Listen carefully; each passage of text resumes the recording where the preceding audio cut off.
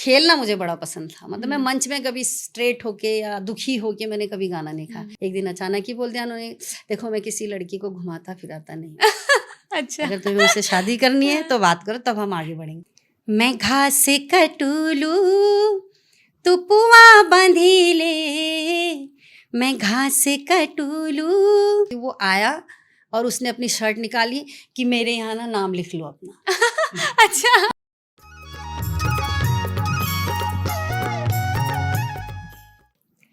नमस्कार, प्रणाम पहलाग। स्वागत है आपका अपने पॉडकास्ट में जिसका नाम है द पहाड़ टेल्स। और आज हमारे बीच एक उत्तराखंड की ऐसी प्रसिद्ध गायिका हैं जिन्हें हमारे उत्तराखंड के लोग स्वर कोकिला के नाम से जानते हैं। इनकी आवाज़ इतनी मधुर है कि इन्होंने लोगों के दिल पे राज कर लिया है। हमारे उत्तराखंड को ऐसे गाने दिए हैं और आगे तक पहुँचाए हैं हमारी उत्तराखंड की संस्कृति को, सुंदरता को अपने गीतों के माध्यम से। तो आइए चलिए मैं आज आपको मिलाती हूँ हमारी स्वर कोकिला श्री मति कल्पना चौहान जी से। नमस्ते मैम, आपका नमस्ते बहुत बेटा। बहुत स्वागत है हमारे पॉडकास्ट में। धन्यवाद, थैंक यू। कैसे हैं आप? बहुत बढ़िया। अब कैसी चल रही है अभी लाइफ? बहुत अच्छी चल रही है, जी। लाइफ अच्छी चल रही है। जी। तो अभी आपके कुछ आगे प्रोजेक्ट आ रहे हैं, गाने आ रहे हैं। अभी कुछ टाइम से हमने आपके गाने थोड़े हाँ, सुने नहीं मैंने है नहीं तो सुने क्योंकि जी। लास्ट मेरा फॉर्म आ ही रहा है। जी। लेकिन अभी एक चौहान जी ने एक कंपोजिशन की है जिसमें क्लासिकल और फोक को मिक्स करके गाया गया है, तो जी। वो अभी सुनने को मिलेगा सुनने को मतलब हमें। मिलेगा। जी, ऑडियंस रेडी रहना, गाना आने वाला है बहुत जल्द। जी जी मैम, जैसे मैंने आपके इंटरव्यूज़ देखे या मैंने आपके बारे में सुना जी। है तो मुझे पता चला है कि आपकी जो पैदाइशी है वो बॉम्बे की है। आप बॉम्बे में रहे हैं, वहीं बिल्कुल पले बड़े हैं। बिल्कुल बिल्कुल। पर जो हमारी इंडस्ट्री है या हमारे जो लोग हैं उनका बचपन से ही सपना होता है कि हम बॉम्बे जाएं, वहाँ जाके काम करें। पर आप तो हमेशा बॉम्बे में रहे, तो आपके पास अपॉर्चुनिटी थी बॉलीवुड जाने की, पर आपने फिर भी उत्तराखंड को चूज़ करा। ऐसा क्या आपको जोड़े रखा उत्तराखंड के साथ? देखिए, सबसे पहले तो ये है कि भाई उत्तराखंड से मुझे बहुत प्रेम रहा है शुरू से, क्योंकि जी। हम लोग उत्तराखंड से बहुत दूर रहे। मुंबई का और उत्तराखंड का काफ़ी बड़ा डिस्टेंस है। तो जब मैं छोटी थी, हमारे घर में भी हम लोग अपनी भाषा ही बोलते थे, ज़्यादातर गढ़वाली भाषा बोलते थे। तो अब इतना प्यार आया क्योंकि वहाँ पे जब कल्चरल प्रोग्राम होते थे तो हम छोटे-छोटे ही थे उस टाइम, 10-15 साल के रहे होंगे। तो वहाँ पे जब शोज़ होते थे तो बड़ा मन करता था कि हम भी कार्यक्रम करें, अपनी भाषा को सुनें, अपनी भाषा के गीत गाएँ। तो ये रहा है कि संस्कृति से लगाव शुरू से ही रहा है।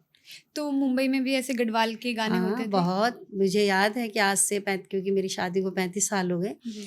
तो 35 साल पहले मुंबई में कम से कम हमारे उत्तराखंड की 40 संस्थाएँ थी। अच्छा। हाँ, तो इतने कार्यक्रम, इतने शोज़ होते थे कि हम लोगों का अपने आप ही अपने पहाड़ की तरफ रुझान हो गया था, तो इसलिए अपने पहाड़ की तरफ ही ज़्यादा रहा। इंडस्ट्री में तो बहुत सारे गाते, लेकिन अपने क्षेत्र में अपनी जगह बनाना एक बहुत बड़ी बात होती है। और ये मेरा दिल से रहा शुरू से कि मैं अपने उत्तराखंड के लिए काम करूँ, उत्तराखंड के लिए गाऊँ। तो माँ सरस्वती ने थोड़ा-सा मेहरबानी कर रखी थी, थोड़ा शौक भी रहा है, तो बस इसी वजह से। और हमने सुना था कि आपके जो मम्मी-पापा थे उन्होंने आपको फुल सपोर्ट करा था इस चीज़ में, ऐसा था? वैसे तो सपोर्ट किया, दोनों ने किया, लेकिन जी। पापा ने मुझे बहुत सपोर्ट किया था, मम्मी ने नहीं किया, क्योंकि मम्मी थोड़ा-सा होता ही मम्मियाँ है, होती क्योंकि है उस स्ट्रिक्ट। टाइम पे मंच में जाना बोले तो बहुत बड़ी बात थी, क्योंकि हमारे अपने मतलब लड़कियों को बहुत कम भेजा जाता था जिस वक़्त हम लोगों ने मंच शेयर किया था। तो मम्मी थोड़ा-सा करती थी किच-किच कि नहीं, कल को इसकी शादी करनी है, शादी नहीं होगी, आपने इसको मंच में चढ़ा रहे, इतने लोगों के बीच में गाना है। लेकिन मेरे फ़ादर खुद इंडस्ट्री में रहे हैं, तो उनको ये रहता था कि नहीं, हमें ऐसा नहीं सोचना चाहिए कि लड़की सिर्फ़ खाना ही बनाए। जी। तो शौक रहा है मुझे, तो पापा ने मुझसे पूछा था, क्या तुम्हारा शौक है, तुम सच में गाना चाहती हो? मैंने कहा हाँ, शौक तो है मुझे, पर अब गाऊंगी कैसा गाऊंगी मुझे नहीं पता, क्योंकि उस टाइम सिखाया भी नहीं जाता था लड़कियों को, घर में ही रखते थे, क्योंकि संगीत सीखना, नाच डांस वांस करना ये हमारे उत्तराखंड कल्चर में थोड़ा सा कम रहा है अपनी लड़कियों को, तो वो थोड़ी बंदी से माँ से रही है, लेकिन पापा से नहीं। लेकिन जब पापा ने सपोर्ट किया तो माँ ने फिर सपोर्ट कर लिया था। तो जब आपने पहली बार उन्हें गा के सुनाया तो उनके क्या रिएक्शन थे जब उन्होंने आपकी आवाज़ सुनी?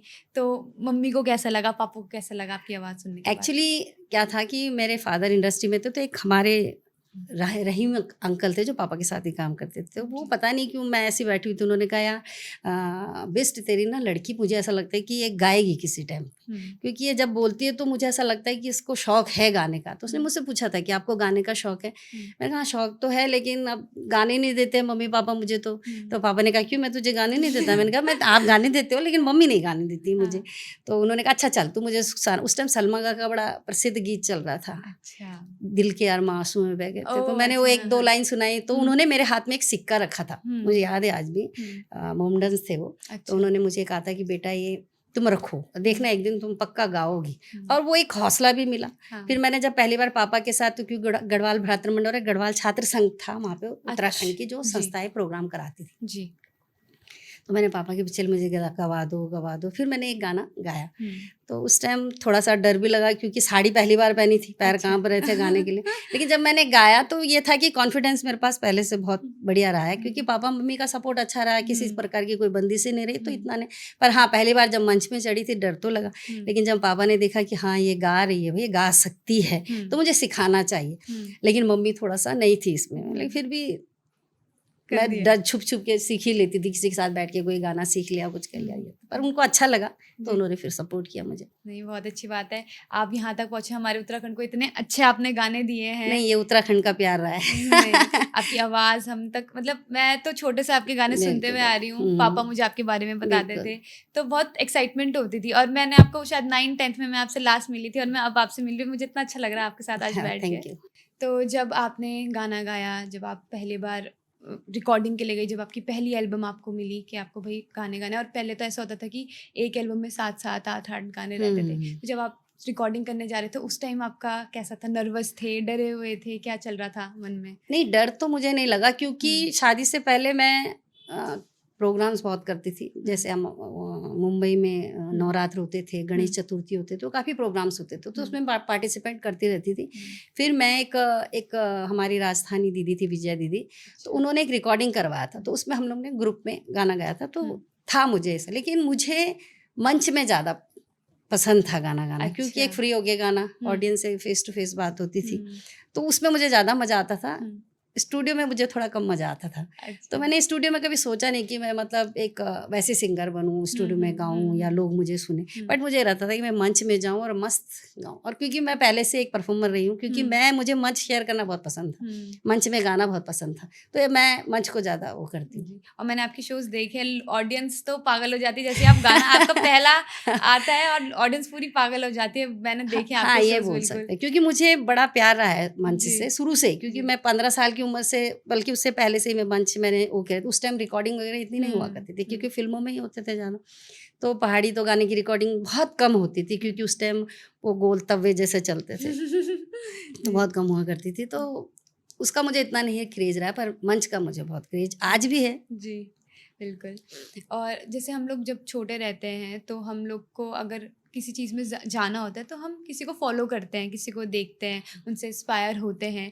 तो आप भी ऐसे किसी को फॉलो करती थी? कोई ऐसा आपका फेवरेट सिंगर था कि मुझे इसके गाने बहुत पसंद है और मुझे इसके गाने अच्छे लगते हैं, और उनको देख के और ज़्यादा अंदर से उत्साह बढ़ती थी कि चलो मैं गाना उस टाइम फीमेल सिंगर बहुत कम हुआ करती थी, तो जैसे शुरू में मंगला रावत जी आई, या फिर सुनीता बेलवाल जी आई थी। पर हाँ, मैं अगर जो मेरे को अच्छा लगा जिनको सुन के, वो थी मंगला रावत जी। मैंने पहली बार उनके ही गढ़वाली गीत सुने थे, घिपलू की बोए वगैरह कैसेट्स वगैरह आती थी, तो मैंने शुरुआत उन्हीं के गानों से करी थी। तो मैं ये कह सकती हूँ कि मैं उनसे इंस्पायर थी। अच्छा, बहुत अच्छी बात है। आपका एक गाना आया था, मेरा बुढ़िया को ब्यो चले। जी। तो जब आपने गाया होगा, जब आपने लिखा होगा, तब आपको नहीं पता था कि वो इतना फेमस हो जाएगा, पर जब वो इतना चला, इतना फेमस हो, हर लोग, हर शादियों में वो बजता था, सब लोग उस पर डांस करते, तो आपको कैसा लगा? एक्चुअली मेरे बुढ़िया को बहुत सारे सिंगरों ने पहले गाया हुआ था। अच्छा। तो उसको मैंने मंच में गाना शुरू किया, तो जब मुझे लगा कि पब्लिक ऑडियंस इसे बहुत अच्छा पसंद करती है, उसमें कुछ अंदरे मैंने अपने भी जोड़े, कुछ पुराने भी लिए, उसको मिक्स करके मैंने पहले मंचों में ही गाती थी। अच्छा। फिर इसके बाद जब हम लोग ऑडियो में आने शुरू किए, मैंने उसके बाद फिर 12 मास वगैरह जो चली, खूब अच्छी चली, तो एक हम ऐसे बैठे फिल्म देख रहे थे टीवी में, तो पंजाबी गानों का बड़ा अच्छा चल रहा था, गाने ना हम्म, बड़े अच्छे अच्छे चल रहे थे। तो मैंने चौहान जी से ऐसे डिस्कस करी थी कि क्या हम लोग इस तरह से वीडियो नहीं बना सकते, क्या हम लोग, भाई गाते तो सभी हैं, कलाकार सभी गाते थे, लेकिन हम कुछ नया करेंगे तो वीडियो में आएंगे तो थोड़ा बच्चों को भी आगे आने का मौका मिलेगा, कलाकार भी दिखेंगे। भाई आज तक तो कलाकार पर्दे पे गाते, कैसेट में भी हम पर्दे पे रहते हैं, बिल्कुल। गाया है, नाम पता है कि भाई ये मीना राणा है, कल्पना चौहान है, अनुराधा निराला है, मंगला दीदी है, कोई भी है, तो सिर्फ हम नाम से जानते थे, हमको कोई ऐसा जानता नहीं था। और ना ही हमारे बच्चे लड़कियां डांस में कभी इस तरह से आगे आई थी। तो एक वो शुरुआत थी जो चौहान जी ने बोला कि हाँ भाई ठीक है चलो करते हैं। रिस्क तो था ही रिस्क, हाँ। कि पता नहीं कोई देखता है कि, क्योंकि उस टाइम इतने साधन नहीं थे ना कि बिल्कुल। वीसीआर हो और टीवी में देखा जाए, बहुत कम लोगों के पास वीसीआर होते थे। जी। लेकिन वो प्रयास अच्छा रहा, लोगों ने सुना उसको, और फॉलो फॉलो करा उनको, तो उसके बाद से सीढ़ियाँ बननी शुरू हो गई। बिल्कुल। और आपने एक और ट्रेंड चलाया था नॉन स्टॉप गानों का, हाँ। वो किसी ने अभी तक, मतलब आपको देखने के बाद ही वो सारे नॉन जी, स्टॉप जी, जी। सारे ट्रेंड आए थे, पर आपने वो चलाया था कि एक के बाद एक गाने आ रहे हैं, हाँ, और लोग बहुत, वो चीज़ नई थी लोगों के लिए और बिल्कुल बहुत नहीं। एक्साइटेड हो रहे थे लोग उनको सुनने के। तो इसके पीछे की क्या कहानी है?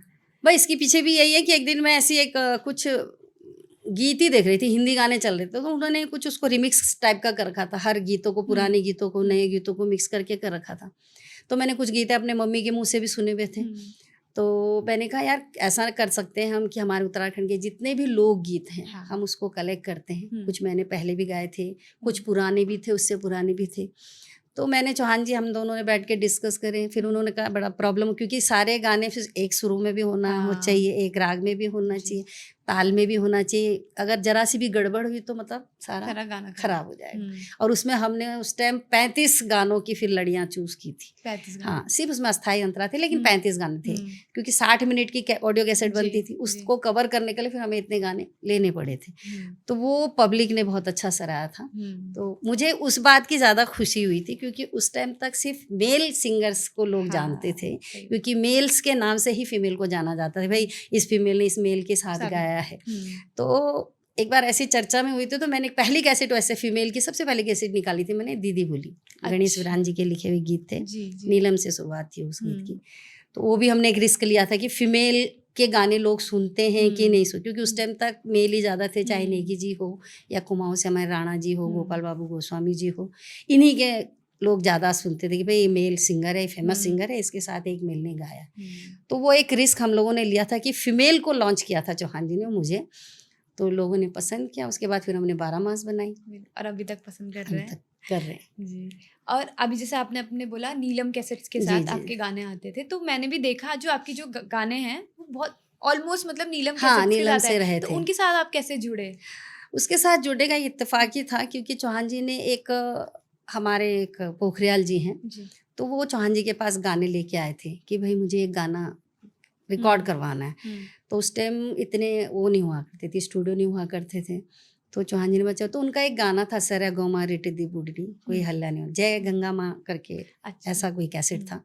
तो वो इतना सुपर हिट हुआ पहली बार, तो वो हमने चौहान जी ने सिर्फ हारमोनियम, ढोलक और बांसुरी, ये 3 चीज़ों में ही बनाया था। अच्छा, बस हाँ, इतनी चीज़, लेकिन वो कैसेट ऐसी बिकी कि नीलम वाले को भी एक थोड़ा-सा हौसला मिला कि भाई वाक़ई पहाड़ी गाने चल सकते। तो उन्होंने फिर चौहान जी को बुलाया कि चौहान जी हम भी ना उत्तराखंड की, वो क्योंकि वो पैसे लगा के किया हुआ था, अपने लिए किया हुआ था, फिर उनको दिया वो गाना, उन्होंने उसको रिलीज़ किया, तो वो धड़ल्ले से बिकता रहा। उसके बाद फिर जो शुरुआत हुई नीलम से, तो मेरी कम से कम 3 साढ़े 300 कैसेट हैं नीलम से, जो गढ़वाल, कुमाऊं और जौनसार के, मतलब मेन ज़्यादा मेरा गढ़वाल और कुमाऊं से ही रहा है। जौनसार के कुछ गीत गाए मैंने, पर वो शुरुआत मेरी फिर नीलम से हमारी हो गई थी। फिर इसके बाद तो फिर टी सीरीज, फिर हर उसमें गाना स्टार्ट कर दिया। तो अभी भी आप नीलम के साथ जुड़े हैं? हाँ, जुड़ी हूँ, ऐसा नहीं कि नहीं जुड़ी हूँ, जुड़ी हूँ। अच्छा। मतलब एक्सीडेंट के बाद तो खैर मैंने बहुत कम गीत निकाले, पर ये मेरा भाग्य रहा कि वहाँ पे फिर मैंने दोबारा शुरुआत करी थी फ़्वाँ वगैरह से, जो अच्छा चला फ़्वाँ था। वगैरह की आपने बात करी है, तो फ़्वाँ वगैरह पहले बन चुका था काफ़ी पहले, हाँ, है ना? राही जी ने गाया था उसे। हाँ, तो फिर उसके बाद ज़्यादा लोगों ने शायद सुना नहीं था।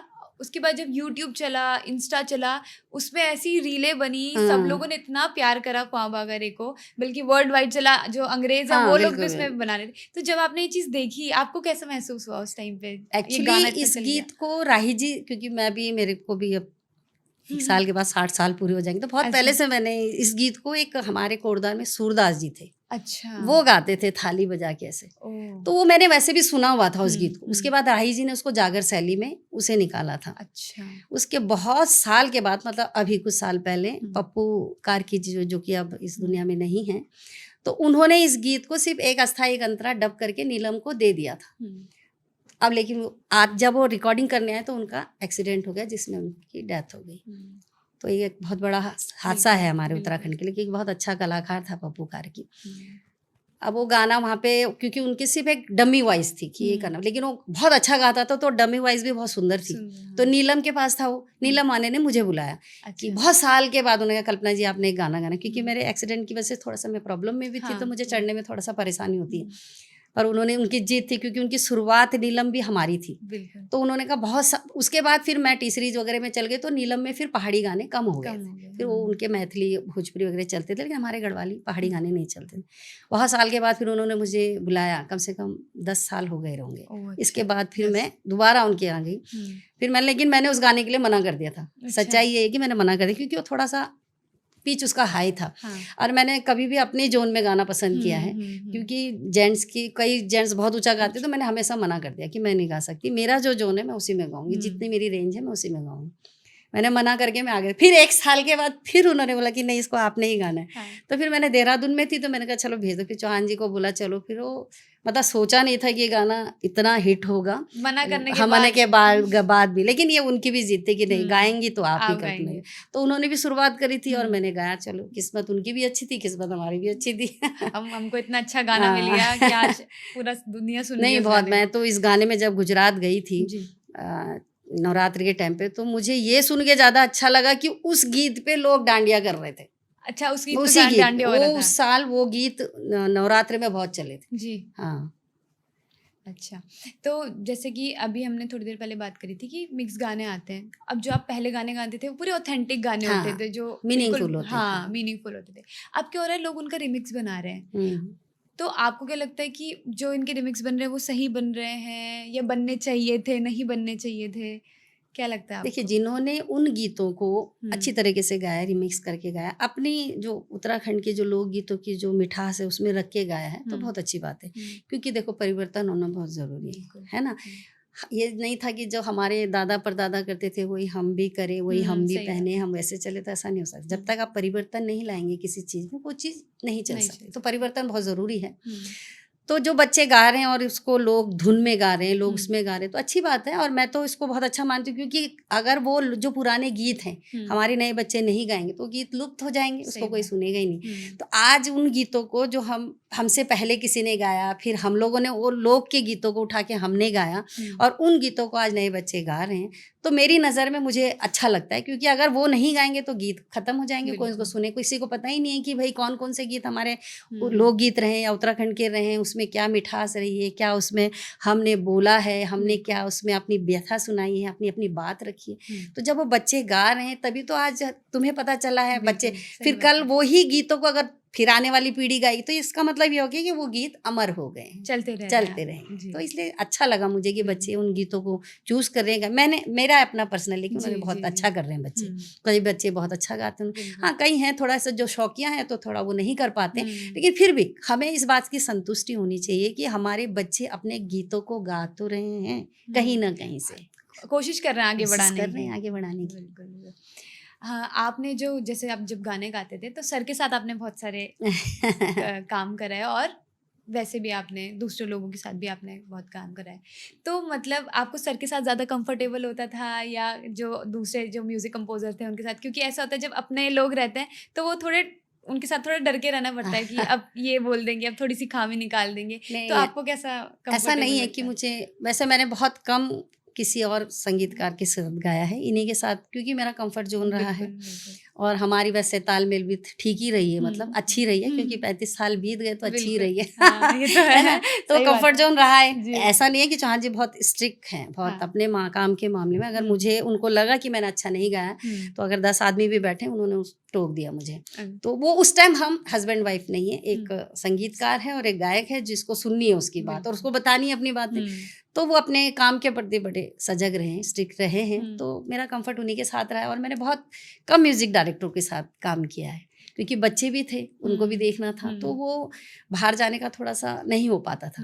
लेकिन इतना काम मिल गया कि उनको साथ फिर मेरे को बाहर जाने का मौका ही नहीं मिल पाया। नहीं, बहुत अच्छे। और आप दोनों के साथ जो आप साथ में काम करते हो वो तो बहुत अच्छा, लोग इतना पसंद करते हैं। हाँ। अभी जैसे आपने बोला कि बच्चे रहते थे, आपने शादी कर ली थी, आपके बच्चे हुए जो कि आज बहुत काबिल हैं दोनों भैया के। हम गाने सुनते हैं, बड़े भैया मुंबई में हैं। तो और उसके बाद आप अपना करियर भी चला रहे थे साथ में, अपने गाने आपके चल रहे थे। आपने दोनों को साथ में कैसे मैनेज करा? बच्चे भी संभालना, घर भी संभालना और फिर अपना करियर देखना, अपने गाने दिखाना, लोगों तक पहुंचाना, दोनों को एक साथ आपने कैसे मैनेज करा? देखिए, महिलाओं पे एक बहुत बड़ा वो है कि उनके अंदर ये है कैपेसिटी कि वो घर और बाहर दोनों संभाल सकती है।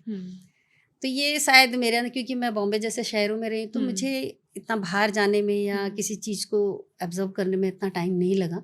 दूसरा, सपोर्ट अगर घर से अच्छा है, जैसे हस्बैंड का है या परिवार में किसी का भी सपोर्ट रहा है, तो कोई भी महिला कुछ भी कर सकती है। तो ये मेरे साथ अच्छा प्लस पॉइंट रहा कि चौहान जी ने भी मुझे बहुत सपोर्ट किया, मायके से मेरे मम्मी पापा ने भी सपोर्ट किया था। तो शादी के बाद चौहान जी ने मुझे बहुत सपोर्ट किया था, क्योंकि शादी के बाद ही मैंने 2 साल गंधर्व में भी सीखा, उससे पहले मैंने नहीं सीखा था। हाँ, मतलब ये कि गॉड गिफ्टेड रहा है। तो मैं चल रही थी तो गा रही थी मंचों पे, लेकिन शादी के बाद ही मैं ऑडियो में आई।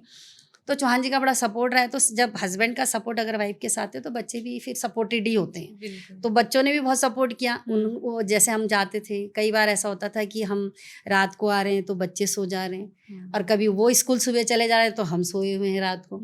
तो सपोर्ट हम चारों का अच्छा रहा है, तो उस वजह से दोनों तालमेल बैठ गया। लोग बोलते हैं माँ बाप अपने बच्चों को सपोर्ट करते हैं, पर ऐसा नहीं है, बच्चे भी अपने माँ बाप को नहीं, सपोर्ट जरूरी है, करते हैं। बहुत जरूरी है। जब एक साथ एक मिलन रहेगा तो आगे बढ़ते मतलब बहुत सपोर्ट है, क्योंकि हमारा रोहित तो बहुत छोटा रहा उस टाइम जब हम इस लाइन में आए थे। और राहुल ने उसका बड़ा सपोर्ट करता था। जैसे स्कूल जाना है तो उसको पता है कि मम्मी पापा सोए हैं, तो बहुत साइलेंटली, पापा मम्मी सोए हैं, रात सुबह जल्दी लेट आए हैं, तो चल मैं तुझे तैयार करता हूँ। तो उसके सपोर्ट से रोहित को भी सपोर्ट मिलता था। तो दोनों अच्छे, मतलब हम घर में नहीं भी रहते थे, लेकिन मेरे आस पड़ोस वाले बड़े तारीफ करते थे कि भाई तुम्हारे बच्चे बहुत अच्छे हैं, कि कहीं नहीं जाते कुछ नहीं। तो सपोर्ट बच्चों का भी बहुत रहता है पेरेंट्स के साथ।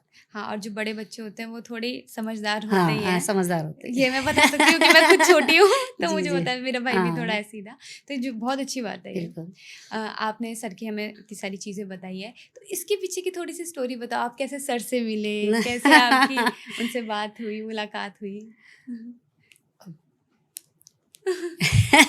ये था कि मैं मुंबई से कोटद्वार आई थी, क्योंकि मैं मुंबई रहती थी। पापा का एक ड्रीम था कि मैं चाहे कितने साल तक भी मुंबई में काम करूं, लेकिन मैंने अपना घर उत्तराखंड में ही बनाना। तो उन्होंने कोटद्वार में ज़मीन ली थी, ये 89 की बात है। अच्छा। हाँ, तो तब उन्होंने वहाँ पे ज़मीन ली थी। तो मेरा एक ऐसी शो था कि एक रामलीला में, क्योंकि हम मुंबई में रहे ना, तो वहाँ पर क्या होता था कि ओपन शो नहीं होते थे, मतलब उसी में होते थे। अच्छा। क्या बोलते हैं, ऑडिटोरियम ओपन नहीं होते थे। सिर्फ ओपन नवरात्रि की या गणेश चतुर्थी की, तो उसी को हम लोग कभी कभी गाते थे।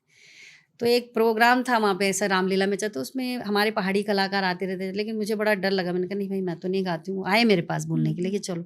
अब मेरा भी, क्योंकि मेरे तालमेल नहीं रहा, क्योंकि मैं भी इतना इन लोगों को जानती नहीं थी। तो वहाँ पे ये कीबोर्ड प्ले कर रहे थे, तो मैं गई थी। एक विजेंद्र चौधरी भाई साहब है, जो अब नहीं रहे, बहुत अच्छा गाते थे, तो उन्होंने मुझे लेके गए थे वहाँ पे। तो फिर तब मैंने गाया तो मेरे इनसे मुलाकात हो गई थी। तो मुझे भी अच्छा लगा, भाई बहुत अच्छा बजा रहा बाजा, और उनको भी अच्छा लगा, शायद मैं बहुत अच्छा गा रही हूँ, जो भी है। तो ये बस वो मुलाकात रही। इसके बाद मैंने इनसे 1-2 टाइम प्रोग्राम किया इनके साथ। एक दिन अचानक ही बोल दिया उन्होंने, देखो मैं किसी लड़की को घुमाता फिराता नहीं।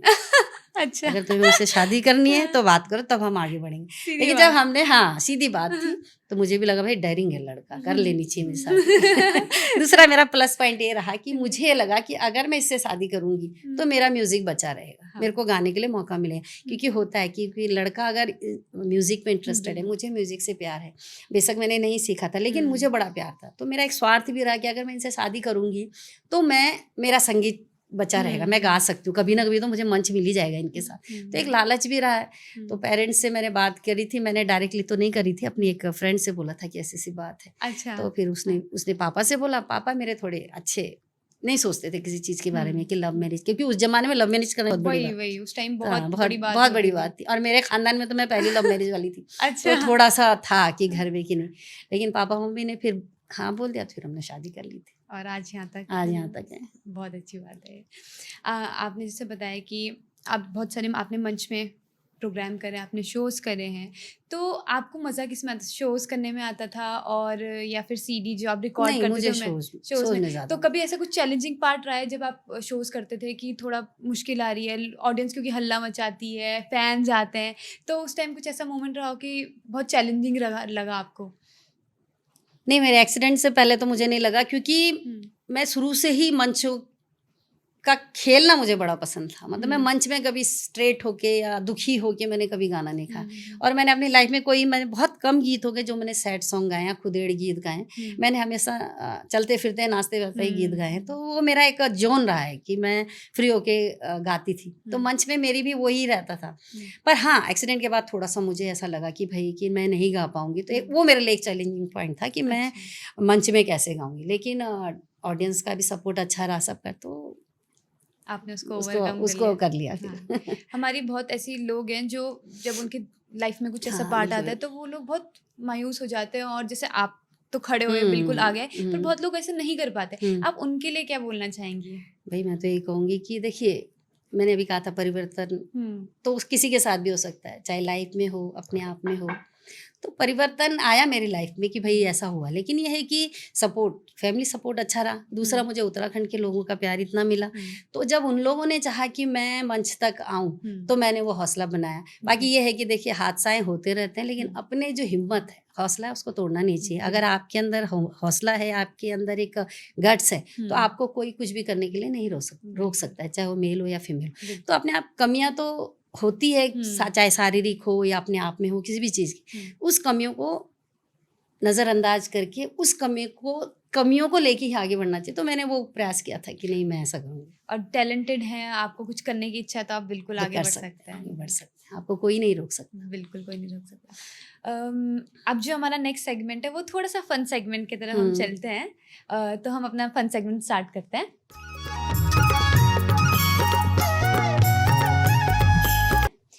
इसमें क्या होगा, मैं ना आपको आपके कुछ गाने बताऊँगी, ऑप्शंस दूँगी, आप उनमें से बताना आपका फ़ेवरेट कौन-सा है, हुँ, फिर उसका आपको नेक्स्ट ऑप्शन दूँगी। ऐसे करके हमको लास्ट में आपका एक फ़ेवरेट गाना पता ठीक चल है। जाएगा, ठीक है?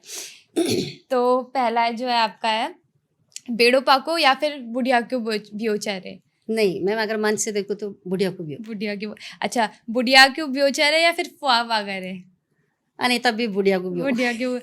बुढ़िया क्यों ब्यो या फिर मैं घास काटू लो? नहीं, मैं घास कटूँ लूँ, मैं उसके घास, बाद, हाँ, क्योंकि मिठास है उस गीत में। हाँ, हाँ, ओके। अच्छा, मैं घास काटू लो या फिर काली गंगा को कालो पानी? नहीं, घास कटूँ लूँ। घास काटू लो। घास काटू लो या फिर मेरा देवर मोहना? नहीं, अगर मैं डांसिंग मूवमेंट में देखूँ तो देवरा मोना है, लेकिन देवरा, अगर मैं एक सोचूँ कि नहीं, हुँ, एक जिस चीज़ में बातचीत आनी चाहिए, वो हुँ, घास कटूँ लूँ। घास काटू लो, ठीक है। घास काटू लो या फिर मेरा बाजू रंगा? दोनों अच्छे हैं, वो फ़ोक है, ये भी हाँ, फ़ोक है, लेकिन वो ज़्यादा फ़ोक है। लेकिन फिर भी अगर मुझे ऑडियंस के हिसाब से देखना है तो मेरा बाजूरंगा, मेरा लेकिन मैं अपने हिसाब से देखूँगी तो घास कटोल। घास काटू लो। घास काटू लो या फिर पहाड़ का लौंडा सेरुआ? नहीं, घास कटोल। घास काटू लो। घास काटू लो या फिर हाथमा घड़ी? नहीं, वो भी अच्छा है तुम्हारी गाने आपके सारे अच्छे हैं। गाने सभी अच्छे हैं, लेकिन कुछ गीत ऐसे होते हैं जो दिल को लगते हैं। जैसे मैं घास कटोलू, मैं आज भी अपने मंच में हुँ, सबसे पहला गाना वही गाती हूँ। हुँ, तो घास काटू लो। लास्ट ऑप्शन है, ना बासा घुघुती या फिर घास काटू लो? नहीं, अभी भी मुझे घास कटोलू पसंद है। तो गाइस अब हमको पता चल गया मैम का फेवरेट गाना है मैं घास काटू लो। तो मैम आप कुछ थोड़ा-सा हमको प्लीज़ अपनी हमारी ऑडियंस को हाँ, कुछ ज़रूर, सुना ज़रूर। दीजिए।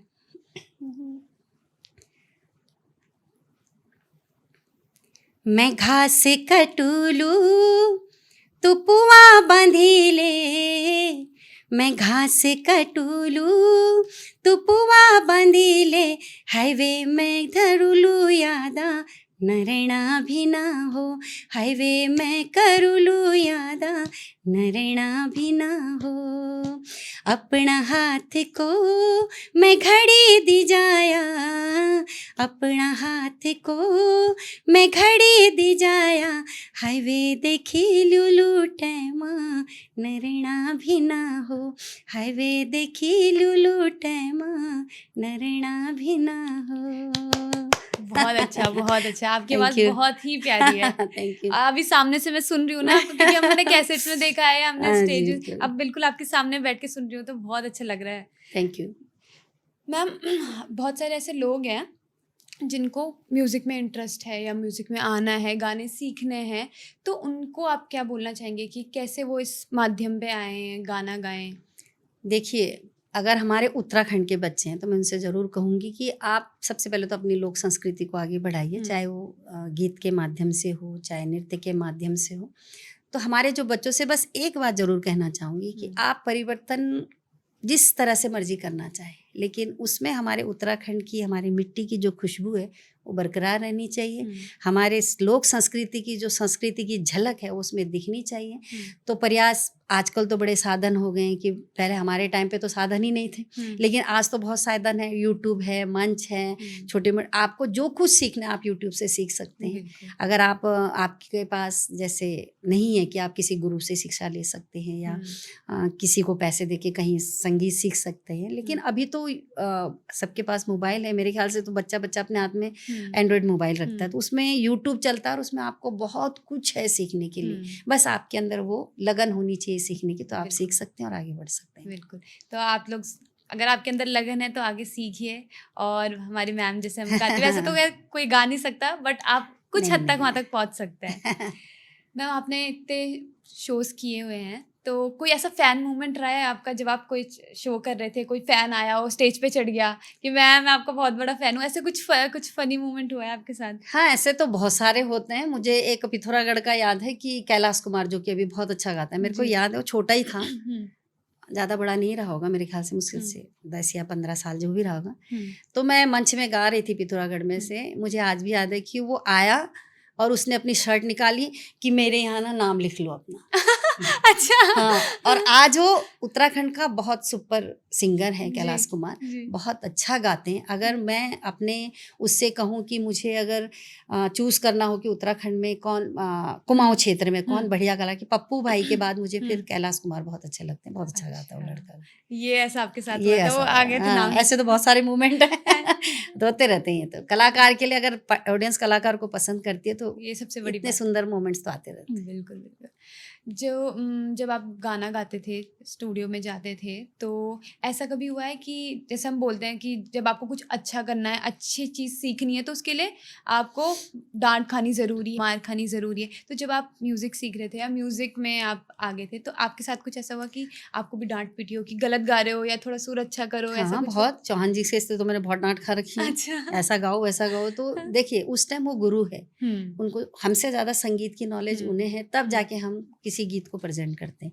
और अगर हमें सीखने के लिए अगर किसी की डाँट खानी पड़ती है, तो हमें खानी चाहिए। फिर ये नहीं होना चाहिए कि सामने वाला मुझसे बड़ा है या छोटा है, लेकिन जो सामने जिस सीट पे बैठा है, उसकी सीट की गरिमा है, और अगर हमें कुछ अच्छा सिखा रहा है, तो हमें सीखनी चाहिए। बिल्कुल, बिल्कुल सही, बहुत अच्छी बात बोली आपने ये। दूसरी चीज़ में मेरी एक ऐसा क्वेश्चन था आपसे कि जब लोग गाना गाते हैं, संगीत करते हैं, तो उनके लाइफ में ऐसा होता है कि कोई बोलता है हमको ये अपॉर्चुनिटी नहीं मिली, हमको सीखने के लिए ये नहीं मिल, मतलब हमको कोई गुरु नहीं मिल रहा है, तो मतलब बहाने बना देते हैं कि हमसे ये नहीं हो रहा, हमसे वो नहीं हो रहा। तो ऐसे इन लोगों के लिए आप क्या बोलना चाहेंगे? नहीं, मैं यही कहूँगी, देखो, बहाने आप अगर बनाना चाहें तो आप ज़िंदगी में कुछ नहीं कर सकते, लेकिन आपने अगर लगन करी है, और आपने सोचा कि नहीं मुझे ये करना है, तो उसके लिए ज़रूरी नहीं है कि आपको पैसे की ज़रूरत है या किसी की सपोर्ट ज़रूरत है। मैं मानती हूँ कि पैसा उतना ही ज़रूरी है और सपोर्ट भी उतना ही ज़रूरी है, लेकिन उसके साथ साथ आप कितना करते हैं, आपको कितने आगे जाने की उम्मीद है या आप कितना आगे जाना चाहते हैं, उसके लिए प्रयास तो आपको ही करना पड़ेगा। अगर हम प्रयास नहीं करेंगे तो फिर सामने वाला भी आपको, लेकिन जब सामने अगर आपने इतना प्रयास कर लिया और आपको मौका नहीं मिला, लेकिन कहीं ना कहीं कोई ना कोई आपको ऐसा ज़रूर देखेगा या सुनेगा जिसको लगेगा कि नहीं यार, ये लड़का बहुत मेहनत कर रहा है, हमें इसे आगे बढ़ाना चाहिए, तो अपॉर्चुनिटी अपने आप मिल जाती है, लेकिन प्रयास आपको ही करना है। बिल्कुल सही बात है, प्रयास करेंगे फिर आगे तब आगे बढ़ेंगे। बढ़ेंगे। आपके जितने गाने हैं, आपने जितने गाने गाए हैं, आपका कौन सा फेवरेट रहा है सबसे? ये तो हमें पता चल गया एक ये रहा है, तो इसके अलावा ऐसा कौन सा गाना है जो आप चाहते हैं कि वो उसका रीमेक बने या उसको फिर से शूट करा जाए, वो आगे तक लोगों तक नहीं पहुंच पाया था पहले, पर अब तो इतने सारे माध्यम हो गए हैं, तो उस माध्यम से आपका वो गाना और आगे तक पहुंचा, ऐसा कौन सा गाना देखिए, है? मेरा वैसे फेवरेट गाना तो मेरा एक ही रहा है कि एक गीत था, हम लोग, मैं नॉन स्टॉप ही कर रही थी, जब एक धुन था, मन लगी ये मेरी पिंगली साड़ी में। अच्छा। तो वो मेरा बड़ा फेवरेट है, क्योंकि हम बैठे बैठे बातें या नाम ले, किसका नाम ले, क्योंकि उस टाइम बिसन किसन ये सब नाम बहुत चलते थे। तो चौहान जी का नाम वैसे राजेंद्र है, तो हमने एक शॉर्ट फॉर्म में डाल दिया था कि राजू बोल दिया था कि मन लगेगी मेरी पिंगली साड़ी माँ, मीनी आंदू राजू तेरी गाड़ी में। तो ये हमने उसी टाइम एक छंद बना लिया था। अब मैं ये नहीं कहूँगी कि, क्योंकि इस गाने को अब बहुत लोगों ने गा दिया, तो ये गाना बहुत अच्छा है, तो मन करेगा अगर कभी तो मैं इसको जरूर रिमिक्स में बनाना चाहूंगी, और क्योंकि ये गाना मुझे बहुत पसंद रहा है शुरू से। और हम वेट करेंगे कब आपका ये रिमिक्स आए हम सुने। कोशिश करूंगी जल्दी। मैम आज आप यहाँ पे आए अपना टाइम निकाल के हमारे लिए, बहुत बहुत पहले तो धन्यवाद उसका। और मैं आपके साथ बैठ के आज आपसे बात कर पा रही होती हूँ, मेरे लिए बहुत सौभाग्य की बात है। तो ये हमारा जो पहाड़ टेल्स है, इसके लिए आप कुछ कहना चाहेंगे? देखिए, क्योंकि ये हमारी बच्ची है, पहाड़ टेल्स जो कि पॉडकास्ट ही आने वाला है, बहुत जल्द आप लोगों के बीच में आएगा। तो मैं अपने जितने भी उत्तराखंड के लोग हैं, पहले तो मैं उत्तराखंड से ही रिक्वेस्ट करूँगी कि आप इस चैनल को सब्सक्राइब कीजिए, लाइक कीजिए, शेयर कीजिए, और जितना ज़्यादा से ज़्यादा हो सके हमारे उत्तराखंड के लोगों तक पहुंचाइए। और इसके साथ साथ जो हमारे, क्योंकि अब आज हम हिंदी में ही इसको पॉडकास्ट कर रहे हैं, तो जितने हमारे हिंदी के, क्योंकि मेरी अपनी ऑडियंस हरियाणा की भी है, राजस्थान की भी है, तो उन सबसे भी कहूँगी कि आप इस चैनल को, पहाड़ टेल्स को सपोर्ट कीजिए। थैंक यू, बहुत धन्यवाद। एक छोटा सा तोहफा हम आपके लिए लाए हैं।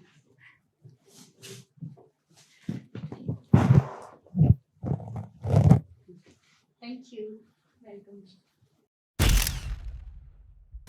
हमारे पॉडकास्ट को प्यार देने के लिए बहुत बहुत धन्यवाद। अगर आप चाहते हैं ऐसी महान हस्ती हमारे पॉडकास्ट में आते रहे, तो प्लीज़ हमारे चैनल को सब्सक्राइब करें, फॉलो करें, और जितना हो सकता है उसे शेयर करें।